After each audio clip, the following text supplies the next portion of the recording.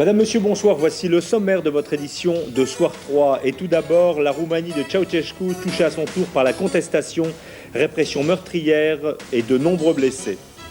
Andrei Sakharov, inhumé près de Moscou, 20 000 personnes, dont Mikhail Gorbatchev, ont rendu hommage au prix Nobel de la paix. Les derniers jours de Bob Denard aux Comores, image exclusive Sigma TV FR3 sur l'opération militaire française. Et puis Pierre Mauroy contre-attaque, le premier secrétaire du PS lance la riposte à Lille après les vives critiques dont il a fait l'objet au cours du week-end. La Roumanie isolée et contestée, le dernier staliniste d'Europe, Nicolae Ceausescu, conspué au cours du week-end par des milliers de Roumains. La répression est violente, il y a des morts et de nombreux blessés. Ce soir, en Hongrie, 5000 personnes sont descendues dans la rue pour dénoncer les atteintes aux droits de l'homme. Le régime de Bucarest s'en prend notamment en effet à la minorité hongroise. Pendant ce temps, insensible à cette contestation interne et externe, Nicolae Ceausescu poursuivait une visite officielle en Iran. Peut-être la Roumanie est-elle entrée à son tour dans une contestation qui déjà a balayé plusieurs partis communistes en Europe de l'Est. Philippe Couder. Des manifestations qui rappellent celles de Brasov. Il y a 2 ans, ouvriers et étudiants manifestaient pour l'amélioration de leurs conditions de vie, pour obtenir du pain. Aujourd'hui, à Timișoara et à Arad, on manifeste pour défendre son identité culturelle et pour soutenir ce pasteur, Ladlo Tokes, persécuté par la Securitate. Son épouse a été torturée, son fils a disparu. Mais il poursuit son ministère en hongrois, refusant la politique d'assimilation forcée de Ceausescu. L'assimilation forcée, cela veut dire que dans une région, la Transylvanie, où jamais la langue roumaine n'a été dominante, le hongrois, l'expression magyare, doit disparaître. Arad Timișoara, ville en état de siège. La police a rétabli l'ordre, de nombreux blessés et au moins 4 morts. Depuis quelques heures, la Roumanie s'est coupée du reste du monde, trains internationaux filtrés, frontières bouclées avec la Bulgarie, la Yougoslavie et la Hongrie. La Hongrie qui a accueilli 30 000 réfugiés roumains depuis le début de cette année. Parmi ces réfugiés, 3 bergers, passés il y a 3 semaines avec leurs troupeaux, ils savent qu'ils ont échappé à un hiver infernal, le 6e fait de souffrance et de privation. Pendant ce temps, Ceausescu signe à Téhéran des accords pétroliers, accords dérisoires pour un pays où l'on ne se chauffe plus l'hiver et où les voitures particulières sont plus que rares. Cette dépêche que je prends avec la plus extrême réserve, nous n'avons pu la vérifier, les dépêches d'agence davantage n'ont pas pu le vérifier, il y aurait eu des centaines de morts au cours du week-end à Timișoara lors de cette répression sanglante par le régime de Ceausescu. Naturellement, il faudra au cours des prochaines heures vérifier sur place cette information. Actuellement, rien ne passe au niveau des informations depuis la Roumanie. Andrei Sakharov repose dans un petit cimetière près de Moscou. Le plus célèbre des dissidents soviétiques est inhumé aux côtés des parents d'Elena Bonner, tous deux victimes des purges staliniennes. 20 000 personnes ont rendu hommage au prix Nobel de la paix. Mikhail Gorbatchev lui-même assistait à la cérémonie. Gilles Dujonché. C'est le visage grave que Mikhail Gorbatchev est venu se recueillir ce matin devant le cercueil d'Andrei Sakharov, exposé à l'entrée de l'Institut de physique où l'académicien avait enseigné. Le numéro 1 soviétique s'est longuement entretenu avec sa veuve, Elena Bonner. Il est évident qu'il méritait le prix Nobel, a déclaré ensuite le président Gorbatchev aux journalistes. Puis le cercueil était emporté dans un petit autobus en direction du stade Loujniki où Sakharov avait si souvent participé à des manifestations politiques. Sur cette large esplanade battue par un vent glacial, 20 000 personnes s'étaient rassemblées pour un ultime hommage. Pardon Sakharov, nous aurions dû descendre dans la rue au début des années 80, pouvait-on lire sur une banderole.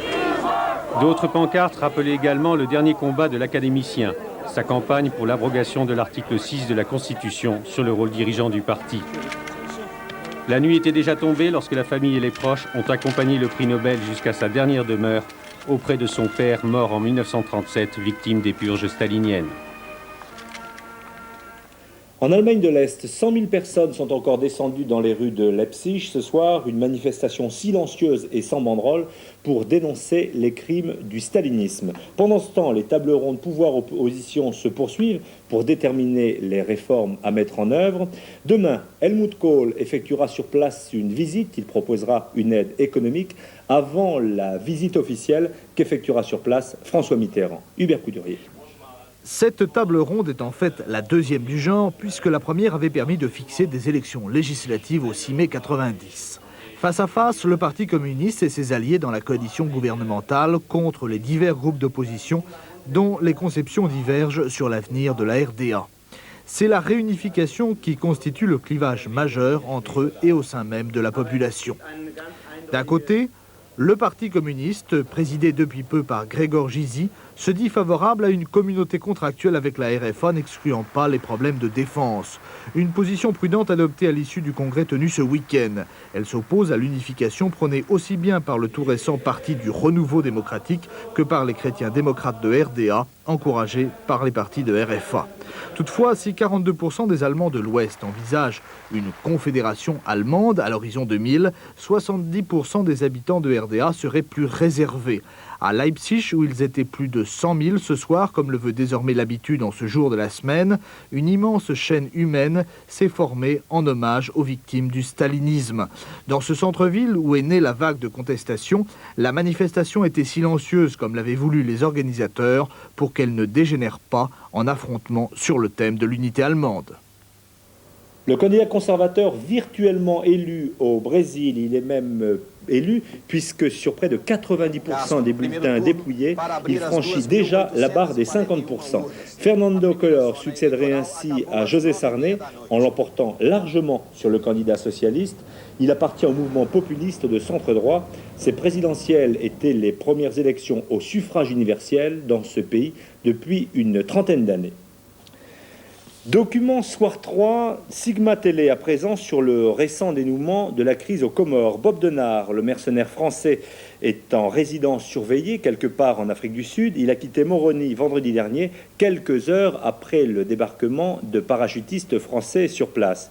Une opération discrète menée en douceur. Une seule équipe de télévision a pu la suivre de bout en bout. Voici tout d'abord ces images exclusives. Elles sont signées Thibaut Douaron. Ils ont attendu une semaine dans un camp de toile à Mayotte. Faire les sacs, vérifier l'armement, étudier tous les schémas d'intervention, y compris les scénarios catastrophes, et puis l'ordre est arrivé directement de Paris. Vendredi 15 décembre, 8 h du matin, 5 hélicoptères Puma décollent de Mayotte, direction l'île de la Grande Comore. Après une heure de vol en formation au-dessus de l'océan Indien, les hélicos font un posé d'assaut sur l'aéroport de Moroni, la capitale des Comores. 50 paras du premier et du deuxième RPIMA débarquent sans un coup de feu. En bout de piste, Bob Denard fait les 100 pas devant sa garde présidentielle. Ce sont les hommes qui vous intéressent, je crois que vous en avez en face de vous. Vous allez partir, mon colonel? Ben, ma foi, à votre avis. Moi, je pense que vous allez partir. Ben, vous avez des chances d'avoir raison. Est-ce que vous avez posé vos conditions? Poser cette question aux autorités qui viennent de débarquer. Et vos hommes, c'est vous qui les avez formés? Ils sont là, oui, vous les voyez. Qu'est-ce qu'ils vont devenir? Posez la question à ceux qui viennent de débarquer. Vous êtes français, mon colonel? Oui, monsieur. Et les soldats qui arrivent sont des soldats français? Oui, monsieur. C'est pour ça que nous sommes là. Il vaut mieux une mauvaise négociation qu'une bataille fratricide. Est-ce que vous savez où est-ce que vous allez aller si vous partez? Non, mais je pense que vous devriez laisser là cette interview, ça suffit. Pendant une semaine de négociations serrées avec l'ambassade de France et des représentants sud-africains, le chef des mercenaires a demandé une passation de pouvoir dans les règles. Garde présidentielle en commandement. Repos. Il espérait quitter son royaume avec les honneurs. Il n'obtient rien. Pas même le salut militaire que les Français lui refusent. Les ordres de Paris sont formels. Bob Denard est déçu, tout juste sauve-t-il les apparences. Un avion sud-africain l'attend déjà. Le temps de quelques formalités, de réunir ses hommes, charger les archives. Et le plus célèbre des affreux s'envole vers Johannesburg. Alors Thibaut Douaron, vous avez donc suivi ce voyage tout à fait exceptionnel jusqu'en Afrique du Sud. Que va devenir Denard, à votre avis? Écoutez, quand j'ai quitté Johannesburg hier soir, Denard était encore en résidence surveillée et les autorités sud-africaines ne cachent pas qu'elles ne comptent absolument pas garder Bob Denard en Afrique du Sud. Son séjour, à mon avis, risque de se compter en jours, si ce n'est en heures. Il pourrait être inquiété quelque part par la justice? Il peut être inquiété par la justice dans la mesure où il est accusé en France, au minimum, d'association de malfaiteurs pour le coup d'État qu'il a tenté au Bénin en 1977. Est-ce qu'il a touché de l'argent dans le cadre de cette négociation? Est-ce qu'il est parti avec un trésor de guerre en quelque sorte? Écoutez, là vous touchez au plus secret. Quand j'ai quitté Moroni, les Sud-Africains m'ont parlé de 40 millions de francs. À Paris, on parle plutôt de 30 millions de francs. Une chose est sûre, c'est que Denard a touché de l'argent, disons entre 30 et 40 millions de francs, un beau trésor de guerre pour un mercenaire.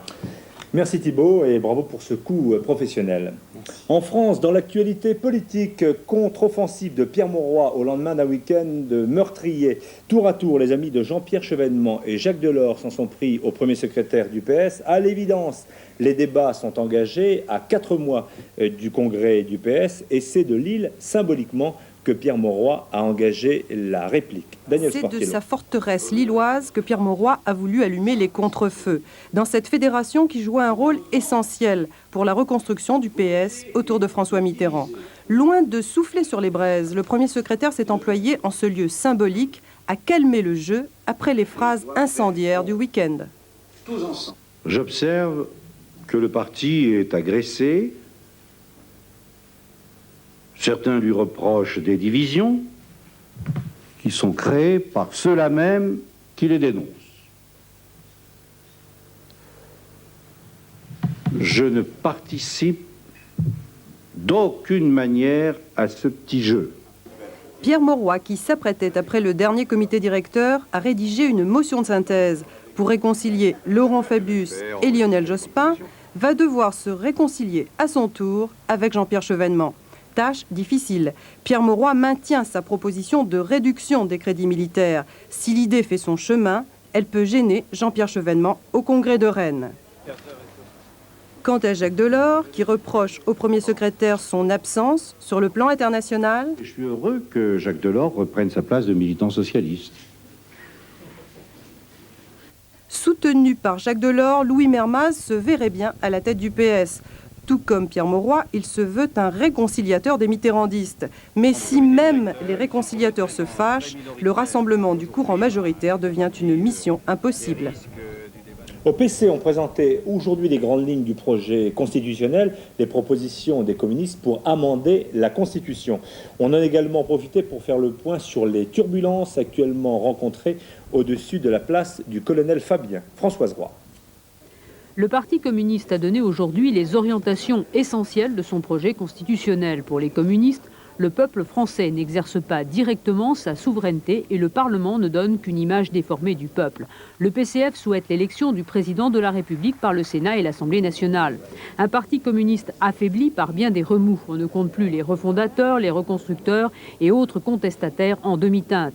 Hier, Félix Damet critiquait violemment Maxime Grémetz, qui prétendait ignorer ce qui se passe dans les pays socialistes. Ce matin, c'était au tour de Guy Hermier de réclamer un élan novateur et une dynamique nouvelle. Mais pour André Lajoigny, la contestation est normale.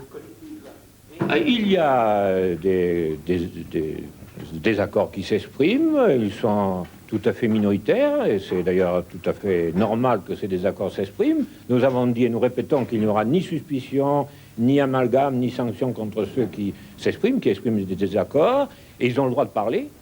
Enfin, André Lajoigny a rejeté toute idée que le Parti communiste puisse changer de nom, à l'instar des partis communistes des pays de l'Est. L'actualité encore avec ces quelques télégrammes qui nous sont commentés ce soir par Jean-Pierre Quinson.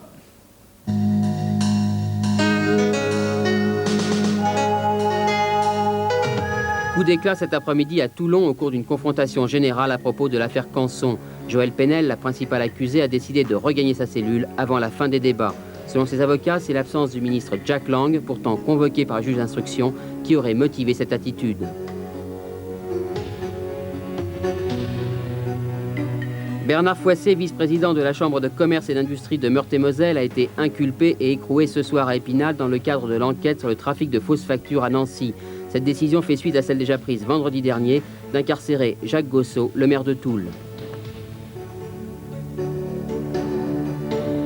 Présentation aujourd'hui par la RATP d'un groupe d'intervention spécialisé dans la prévention des actes de délinquance dans le métro parisien. Le GIPR, c'est le nom de ce groupe, comptera 60 agents non armés mais munis de matraques et experts en arts martiaux. Les premiers membres du groupe commenceront leur ronde sur le réseau à partir du 2 janvier prochain.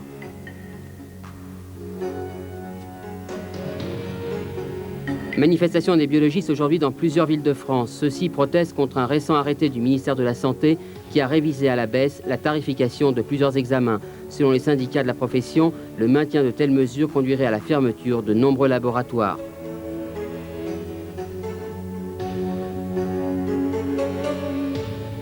Remise ce soir à Paris par Jack Lang des Grands Prix nationaux 89 à une vingtaine d'artistes et d'intellectuels, parmi lesquels Bertrand Blier pour le cinéma ou l'écrivain Michel Legui pour la poésie.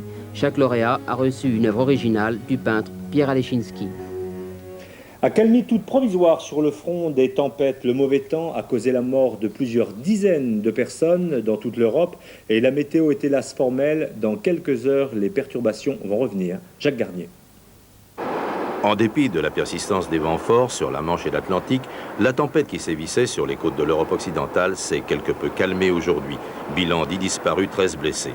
Les recherches pour retrouver le corps de notre confrère Joseph Delage, emporté par une vague géante au Conquet, sont restées vaines. 21 marins d'un porte-conteneur espagnol, victimes d'une rupture de barre qui rendait le navire ingouvernable, ont été sauvés par les hélicoptères de la Marine nationale et de la Royal Navy.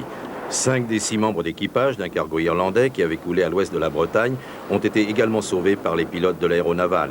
Sur le littoral, il n'y a pas eu de victimes, mais le pays bigoudin n'a pas été épargné par des vents soufflant à plus de 150 km/h. Une digue de protection a été pulvérisée dans l'île de Saint.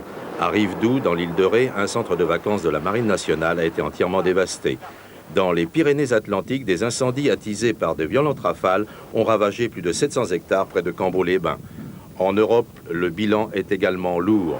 Plus de 15 disparus en Angleterre et 20 au nord-ouest de l'Espagne. Un navire de pêche avec 11 hommes à bord est porté manquant au large des côtes galiciennes. Selon les prévisions du centre météo de Bresguy-Pavas, les intempéries pourraient reprendre sous les prochaines heures. La chronique boursière avec tout d'abord cette mauvaise nouvelle. Nous allons payer le crédit plus cher, 11% au moins, conséquence d'une remontée des taux de la Banque de France. Bien entendu, les boursiers n'apprécient guère ce type de nouvelles. Résultat, l'indicateur instantané chutait de 0,2%. Martine Thiébaut. Rien ne va plus sur les marchés financiers. À Paris, la hausse surprise des taux d'intérêt français a pour le moins jeté un froid. Forte baisse des obligations, un moindre mal sur les actions, mais grâce à un bon début de séance à Wall Street. Or, par la suite, ça s'est gâté à Wall Street. Le Dow Jones se perd 41,5 points en clôture sur une déclaration du président Bush. Pas de coupe sombre dans le budget militaire, a-t-il annoncé, le marché a traduit.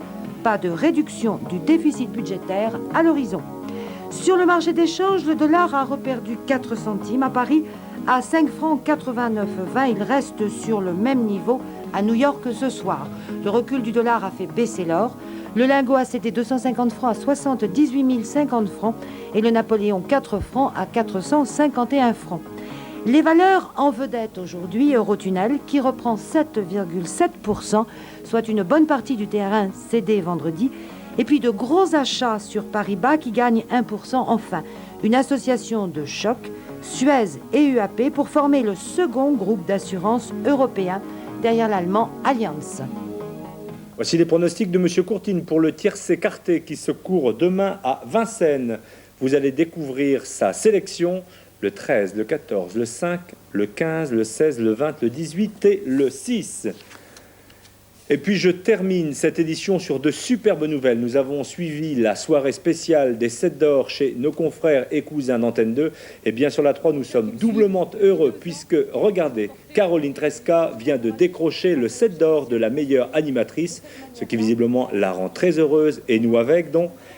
Autre 7 d'or attribué à l'émission Océanique. Bravo à notre confrère Boutan pour cette remarquable distinction qui nous honore tous. Nous sommes très contents, d'autant que Océanique, c'est dans quelques instants, immédiatement après la météo. Je vous rappelle les rendez-vous avec l'info, 12h57, Richard Trépeau, le 19h, Éric Cachard, Catherine Matoche. Gérard Pinson vous présentera demain soir l'édition de la mi-soirée.